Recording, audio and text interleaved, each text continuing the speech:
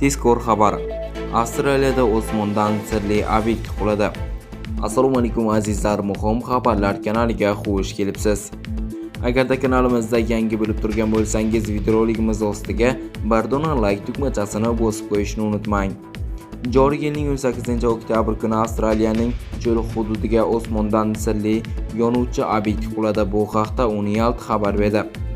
Nashr ma'lumotiga ko'ra, politsiya hududga borib, obyektning kelib chiqishini o'rganishni boshlagan. Jism aholi uchun xavf tug'dirmagan, ammo uning kelib chiqish mansabi hanuz sir bo'lib qolmoqda. Avstraliya transport xavfsizligi byurosi obyekt aviatsiyasi bilan bog'liq emasligini ta'kidlagan. Birinchi ekspertizalar natijalariga ko'ra, u uglerod tolasidan yasalgan raketaning baki yoki yuqori bosimli idish bo'lishi mumkin. Bu esa uni aerokosmik paydo bo'lish elementiga o'xshash ekanini anglatadi.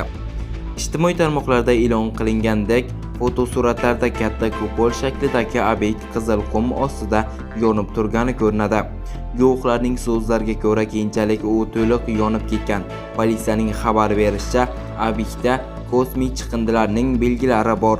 Hozirda Avstraliya kosmik agentligi hamda o't o'chirish va favqulodda vaziyatlar bo'limi mutaxassislari hamkorligida tergov olib borilmoqda.